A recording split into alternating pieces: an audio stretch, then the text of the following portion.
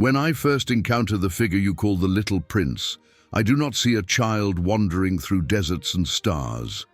I see something far more intimate and far more revealing, a psychological remnant of the adult who narrates his story. This child is not an external being, but an internal one, a fragment of the self that has survived repression.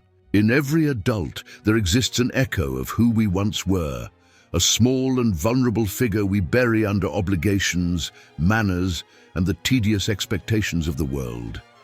The Little Prince is this echo brought to life. He is not a character.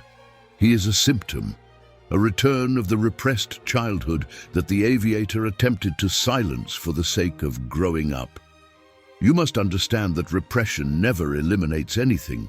It merely buries it beneath layers of rationality. The Aviator, like so many adults, surrendered his imagination in exchange for functionality. He traded wonder for efficiency, curiosity for productivity. Yet the psyche never forgets the debt. The Little Prince's arrival in his adult life is the psyche's insistence that what was once meaningful cannot simply disappear. When the child self returns after years of silence, it does so with urgency, forcing the adult to confront the parts of himself that have remained unsatisfied, unheard, unmourned. The Little Prince is therefore the embodiment of a psychic demand. If you observe his behavior carefully, you will notice that the Little Prince speaks the language of pure desire. He asks questions without restraint. He contemplates without shame. And he refuses to accept the absurd rules adults have built to avoid confronting their emptiness. In psychoanalysis, children symbolize the id in its most innocent form, not chaotic, but honest. The Little Prince exposes the hollowness of the adult world simply by existing. His presence reveals what the Aviator has lost: the capacity to feel without justification, to wonder without embarrassment, to seek meaning without fearing ridicule. But let us be clear, the Little Prince is not merely the inner child, as modern language often trivializes. He represents something deeper, a psychic rupture. He is a reminder of a conflict the Aviator never resolved. When the child in you becomes too painful to acknowledge, you exile him, believing that maturity demands sacrifice. Yet the psyche punishes such abandonment. It returns the forgotten self not gently, but forcefully. The encounter with the Little Prince is thus not a dreamlike adventure. It is a confrontation with a part of the self that refuses to remain silent. Adults often imagine that they are in full control of their lives, that they have chosen their careers, relationships, and identities freely. But I have spent my entire life demonstrating the opposite. We are governed by unconscious forces far greater than our conscious intentions. The Little Prince's arrival represents one such force. He disrupts the Aviator's predictable world because he embodies desires the Aviator has denied.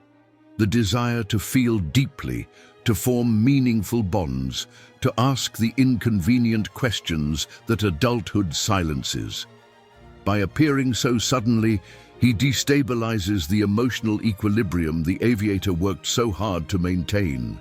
Notice how the Aviator does not dismiss the Little Prince as a hallucination or a delusion. He accepts him almost eagerly, as if he has been waiting for him without knowing it. This is the paradox of repression. We fear what we have buried, but we also long for it. The psyche is exhausted by self-denial, and when the repressed finally emerges, the conscious mind experiences both terror and relief. The Little Prince is thus a visitor from the unconscious, but also a companion the Aviator desperately needs. He represents the return of sensitivity, emotional truth, and imagination, faculties the Aviator sacrificed to become an adult. And so, when I say that the Little Prince is a symptom, I do not mean that he is a pathology or a problem to be cured. A symptom in psychoanalysis is a message written in disguise. It is the soul's way of communicating what the conscious self refuses to hear. The Little Prince is the aviator's message to himself, a plea to remember, to feel, to reconnect with the abandoned parts of his identity. He appears not to teach the adult about childhood, but to reveal that the adult has betrayed his own nature. In this sense, the Little Prince is both the wound and the cure, a reminder that the child you once were is still alive, still waiting, still asking you to return. When I observe the relationship between the Little Prince and his rose, I do not see a simple story of childish affection. I see the anatomy of emotional trauma disguised as innocence. The rose is delicate, yes, but she is also demanding, unpredictable, and capable of inflicting pain through her fragility. Love, in its truest form, is always ambivalent. It contains tenderness, but also anxiety, devotion, but also fear. The prince's attachment to the rose reveals how affection awakens vulnerabilities that many of us spend our entire adult lives avoiding. It is not the rose herself that terrifies him.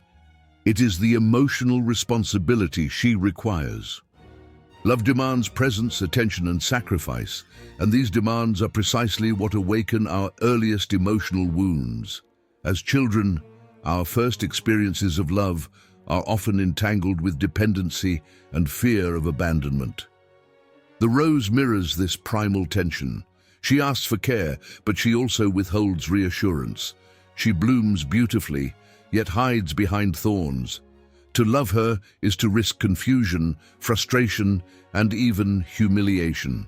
And so, the Little Prince does what so many of us do. He flees not because the beloved is unbearable, but because her need for him exposes the parts of himself he has not yet learned to hold. You must understand that affection is never neutral. Every expression of love activates traces of earlier experiences. The mother who was sometimes nurturing, sometimes distant.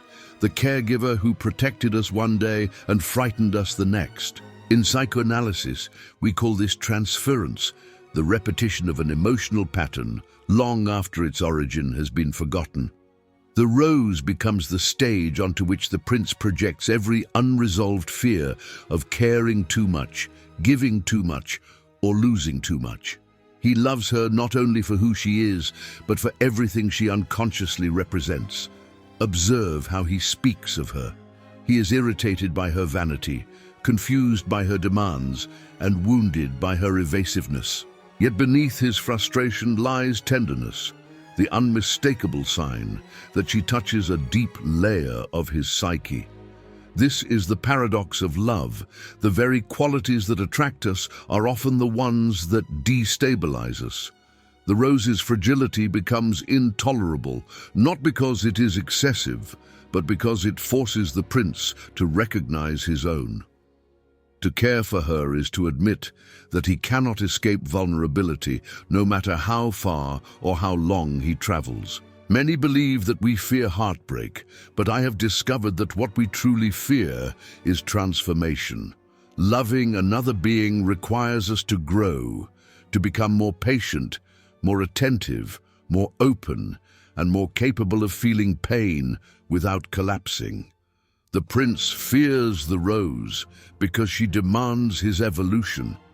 She requires him to abandon the child who wants affection without complexity and to become the adult who can love with maturity, depth, and responsibility.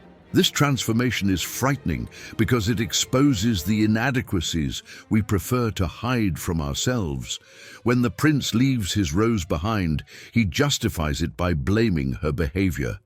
But every adult who watches him knows the truth. He leaves because he is not yet ready to love her.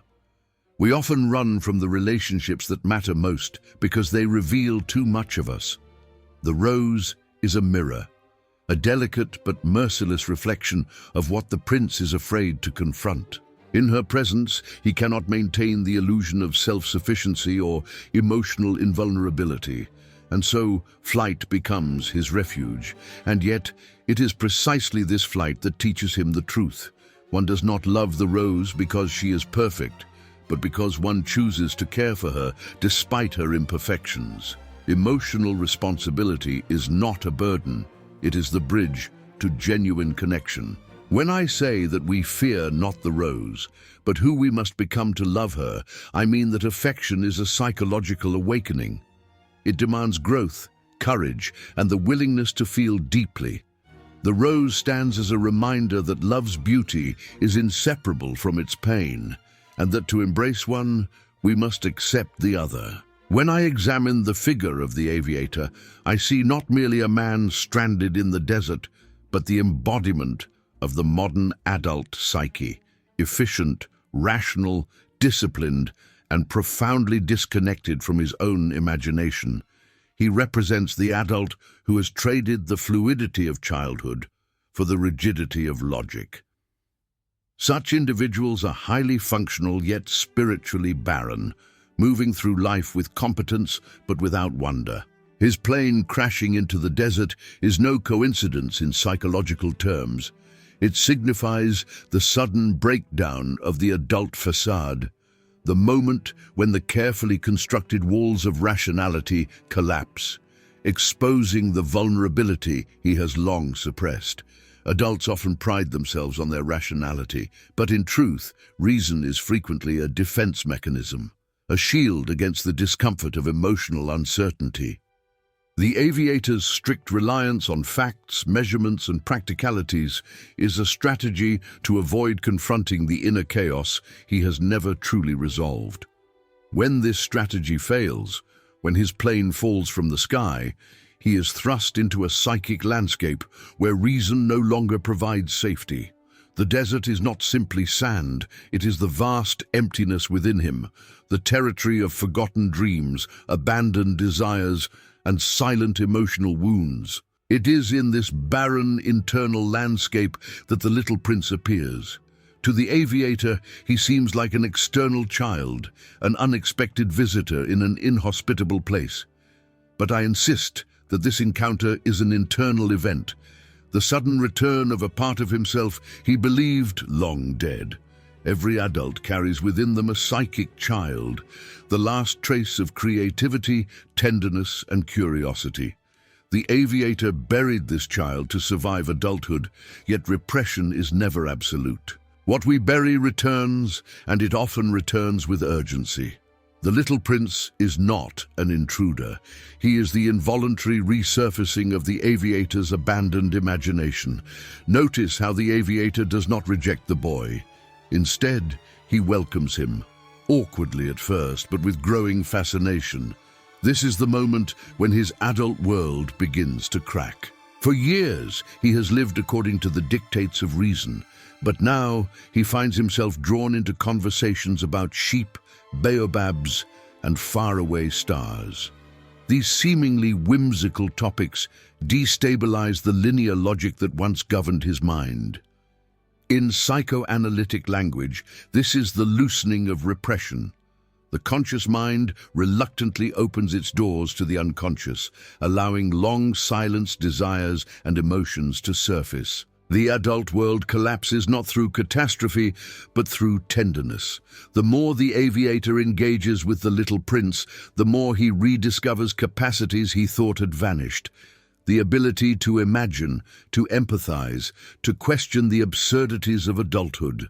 He realizes that much of what adults consider important is nothing more than ritualized anxiety, numbers, schedules, reputations, meaningless responsibilities that suffocate the inner life. The little prince becomes a mirror, reflecting the sterility of the adult existence he has accepted without protest. But do not mistake this collapse for destruction. It is, in fact, a rebirth. The encounter forces the aviator to confront the emotional truth he has avoided, that adulthood often demands the sacrifice of one's most authentic self. His breakdown in the desert is the psyche's attempt to restore balance, to reclaim the parts he abandoned in his pursuit of maturity. The little prince challenges him not with violence, but with innocence, a far more powerful force. Innocence, when revived, disrupts the adult world precisely because it reveals how artificial and impoverished that world has become. And so, the Aviator's story is not about survival in the desert, but about survival within himself. His meeting with the little prince is a psychological accident, an involuntary confrontation with the self he tried to bury under reason and responsibility. In this sense, the collapse of the adult world is not a tragedy, but a liberation. When the rational facade finally breaks, the truth emerges. Imagination is not a childish luxury, but a vital part of the psyche. Without it, adulthood becomes a desert. With it, even the harshest landscape becomes a place of rediscovery. When I reflect on the little prince's journey from planet to planet, I see not a whimsical tour of eccentric characters, but a map of psychological defenses. Each tiny world represents a distorted version of adulthood, shaped by unresolved desires and hidden fears. In psychoanalysis, we often observe that when individuals cannot confront their inner emptiness, they build elaborate defenses to mask it. Defenses that become so rigid they resemble entire universes. These planets are not locations in space, but landscapes of the mind, constructed to avoid the unbearable truth that something essential is missing. Consider the king, who rules over nothing yet insists on absolute obedience. He embodies the adult who clings to authority as a shield against his own sense of insignificance. When one feels powerless internally, the impulse to control the external world becomes irresistible. The king's commands are not expressions of strength, but of profound insecurity. His planet is a psychological bunker, an attempt to escape the vulnerability of being ordinary. In him, I see the adults who compensate for inner fragility through domination, mistaking control for self-worth. Then there is the vain man, forever begging to be admired. His planet is small, yet his need for validation is infinite. Narcissism, in my view, is not an excess of self-love, but a deficiency of it. The vain man seeks applause precisely because he cannot face the emptiness within. He survives on the gaze of others, using admiration as a balm for wounds he has never acknowledged. His entire existence is structured around avoiding self-confrontation. His planet reveals a psychic truth. When the inner self feels hollow, even galaxies of praise cannot fill the void. The businessman, obsessed with counting stars, represents another familiar defense. The compulsive accumulation of possessions or achievements as a substitute for meaning. He hoards not out of greed but out of desperation. Accumulation is a way of creating the illusion of permanence in a world that constantly threatens to collapse. Many adults behave similarly, mistaking productivity for identity. They measure their worth in numbers because numbers are easier to control than emotions. The businessman's planet shows how adulthood often transforms fear into obsession. Equally revealing is the lamplighter who obeys his orders with unquestioning devotion, even when those orders no longer make sense. He symbolizes the adult trapped in routine, using duty to avoid the frightening freedom of choice. Obedience becomes a refuge, a way to escape the responsibility of defining one's own life. When individuals cling to routine for its own sake, they are not disciplined, but afraid. The lamplighter's tiny world illustrates how people imprison themselves in rituals to avoid confronting desire, loss, or existential uncertainty. The geographer who documents everything yet experiences nothing exposes a subtler defense, intellectualization. He represents the adults who retreat into analysis, observation, and categorization to avoid emotional engagement. Knowledge becomes a fortress that shields them from vulnerability, but knowledge without experience is sterile. The geographer's planet is a monument to the illusion that understanding life can replace living it. Many adults, in their fear of being wounded, choose to think rather than feel, and in doing so, they exile themselves from the richness of existence.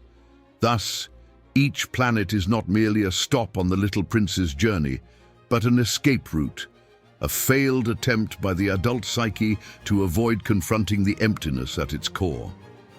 These figures are not villains. They are wounded individuals who have built entire worlds out of their defenses. The little prince's disappointment with them is, in truth, the child's intuitive recognition that these defenses, while protective, are ultimately prisons. In psychoanalysis, we strive to dismantle such structures, not to expose the adult to pain, but to return them to life. The planets reveal a fundamental truth. When defenses become worlds, the self becomes lost. When I encounter the snake in The Little Prince, I see at once that she is not a mere creature of danger, but an emissary from the deepest layers of the psyche. To most readers, she appears threatening, mysterious, even malevolent. But to me, she symbolizes something far more intimate, the impulse to return to the unconscious, to slip away from the suffocating demands of adulthood. She represents the temptation to disappear, not through violence, but through surrender. Her power is not in death, but in release, in the seductive idea that letting go of consciousness might offer peace from the unrelenting burdens of emotional life. Adults rarely admit how heavy life becomes. Responsibilities, disappointments, failures, and unfulfilled desires accumulate like invisible weights. Over time, the conscious mind becomes exhausted by the effort of containing the fears and frustrations it cannot resolve. The snake embodies the fantasy of escape from this exhaustion. Her words to the little prince are not threats, but invitations. She speaks the language of the unconscious, the promise of relief, of silence, of dissolving into something larger and more timeless. It is this promise, not death itself, that frightens the adult who has spent years clinging to control. In psychoanalysis, we understand that the unconscious is not simply a repository of repressed memories. It is also a place of origin, where the psyche feels both primitive and safe. The desire to return to it is the desire to retreat from the complexities of adulthood into a state where no decisions must be made, where no responsibilities demand attention, where emotional wounds no longer ache. The snake embodies this pull toward regression.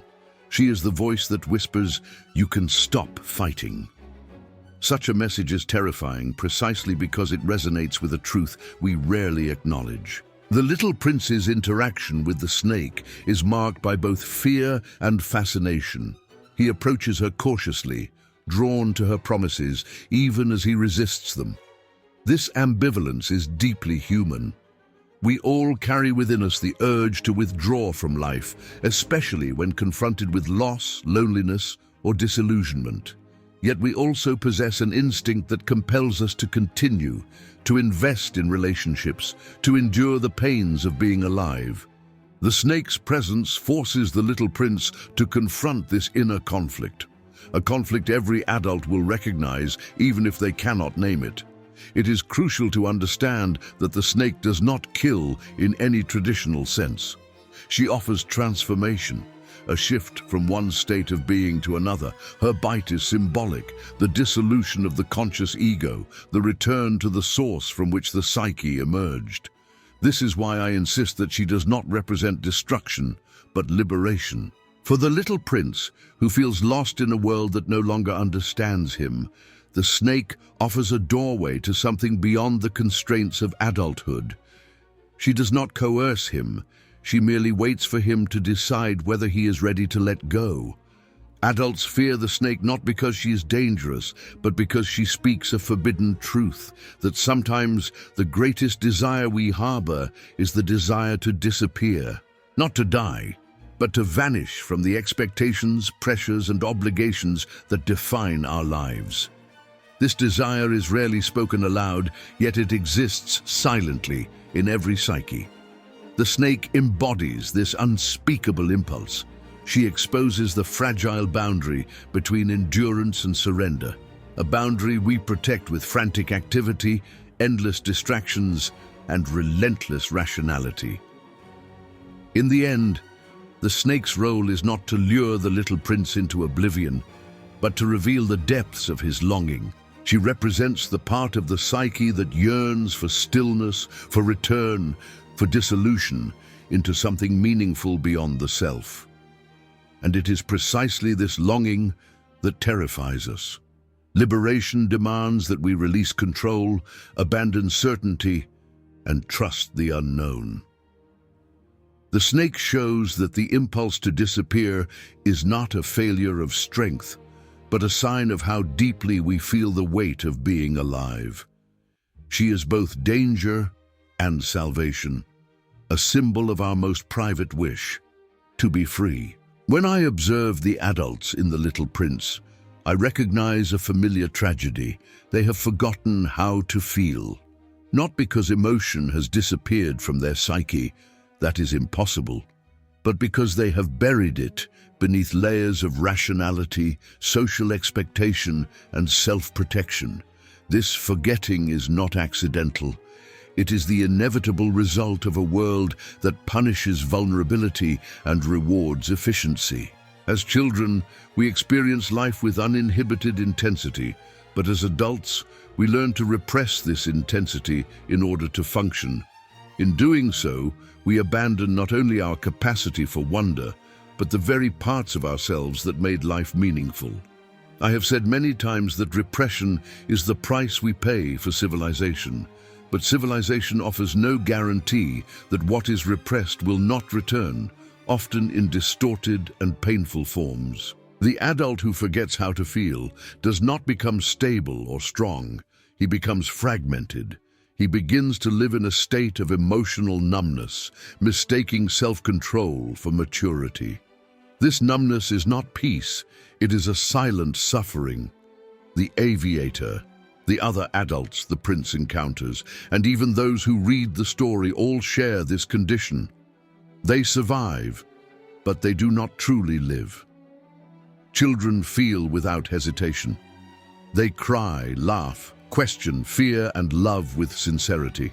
But adults, in their pursuit of productivity and social approval, begin to suppress emotions they deem inconvenient. Joy becomes childish, sadness becomes weakness, curiosity becomes impractical. Over time, this suppression becomes so habitual that adults forget that there was ever another way to exist. They adapt to an emotional desert, believing it to be the natural landscape of adulthood. And yet, they sense something missing, a faint memory of color, warmth, and meaning. The Little Prince's presence confronts this amnesia directly. He exposes the emptiness that adults have accepted as normal. His questions are simple, yet they destabilize the grown-ups because they pierce through the defenses they have constructed. Adults fear these questions because they reveal how much has been lost. In psychoanalytic terms, the Little Prince reactivates the abandoned emotional life, the desires, sensitivities, and fears that adults have exiled to their unconscious. He reminds them that feeling is not a flaw, but a fundamental expression of being human. One of the greatest illusions of adulthood is the belief that emotional suppression leads to strength. In truth, it leads to brittleness. The adult who has forgotten how to feel becomes rigid, unable to adapt, unable to connect deeply with others. He clings to routines, numbers, and rational explanations because these offer a sense of safety, but this safety is artificial. It is a fortress built not to protect the self, but to isolate it. The more adults suppress their emotions, the more life becomes mechanical, a sequence of tasks performed without inner participation. It is no coincidence that the moments of transformation in the story occur when characters allow themselves to feel again. The Aviator's grief, the prince's longing for his rose, the quiet recognition of loneliness shared by both. These emotions do not weaken them, they awaken them. They rediscover the parts of themselves that were never truly lost, only silenced. Feeling is not a regression to childhood. It is a return to authenticity. To feel is to be alive, to engage with the world in all its beauty and pain. Thus, the central tragedy is not that adults grow up, but that they grow away from themselves. They abandon the child they once were, and with that child, they abandon the capacity to marvel, to love freely, to confront life with openness rather than defense. In my view, the true message of The Little Prince is that emotional memory must be restored. We must recover what was repressed, not to become children again, but to become whole. Without emotion, we merely endure existence. With emotion, we live it.